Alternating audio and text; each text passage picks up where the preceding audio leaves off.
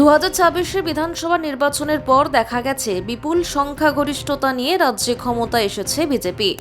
15 বছরে তৃণমূল সরকারের পতন ঘটেছে। এরপরই দেখা গেছে তৃণমূলের দল একেবারেই ভেঙে পড়েছে। সাংগঠনিকভাবে দুর্বল হয়ে পড়েছে তৃণমূল। একাধিক নেতা মন্ত্রীরা বিভিন্ন দুর্নীতির দায়ে জেলে যাচ্ছে। কখনো তৃণমূল নেতাদের কোমরে দড়ি পরানো হচ্ছে, কখনো বা ডিম ছোড়া হচ্ছে। এই পরিস্থিতিতে দাঁড়িয়ে ঘরবন্দি হয়ে রয়েছে অনেক তৃণমূল নেতারা।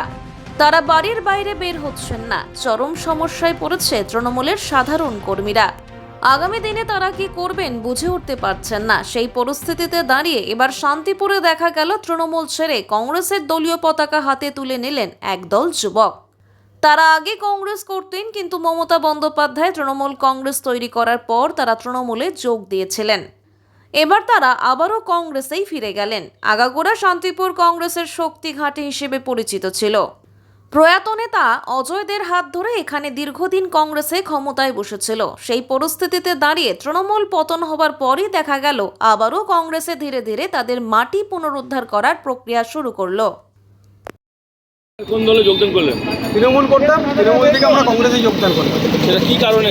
বিজেপির অত্যাচারে রাত্রি বেলা 12টার পরে যারা বিজেপি হয়েছে তারা আমাদের ছেলেপেলের ওপর প্রচণ্ড হারে অত্যাচার করছে। কিস্তি খামারি প্রচুর হারে করছে। কোন এলাকায় বাড়ি আপনাদের? 18 নম্বর ওয়ার্ড মৌচাক কলোনি। তাহলে কংগ্রেসে আসার পর নিরাপত্তাটা একটু পাবেন? এখন আশা করি তো পাবো। মানে তৃণমূলে থাকাতে কি নিরাপত্তা পাচ্ছিলেন না, তৃণমূলে থাকাতে আমরা নিরাপত্তা পাইনি। কারণটা কি? কারণ আমরা আমাদেরকে যারা বেলা 12টার পরে বিজেপি হয়েছে এরা এরকম অত্যাচার করছে। এই কারণে বাড়িতে তো বউ বাল বাচ্চা সবাইকে নিয়ে থাকতে হয়। এই কারণে আমরা কংগ্রেসই যোগদান করলাম। এর আগে কি সরাসরি তৃণমূল করতেন নাকি তার আগেও কংগ্রেস করতেন? না, আগে কংগ্রেস করতাম, তারপরে তৃণমূল করছি। যেদিন অজয়দের তৃণমূল হয়েছে সেদিনকে আমরা সবাই তৃণমূল হয়েছিলাম। আপনার ওয়ার্ডেই তো শহর সভাপতিরও বাড়ি। ওয়ার্ড শুধু তৃণমূলের শহর সভাপতি যিনি ছিলেন তিনিও কি নিরাপত্তা দিতে পারছেন না না, আপনাদের? আমাদেরকে কেউ নিরাপত্তা দিতে পারছে না বলেই তো আমরা যে কংগ্রেসের হাত ধরছি। কতজন যোগদান করলেন আজকে মোটামুটি 10-15 জন। কোন কোন এলাকা থেকে? সব 18 নম্বর ওয়ার্ড।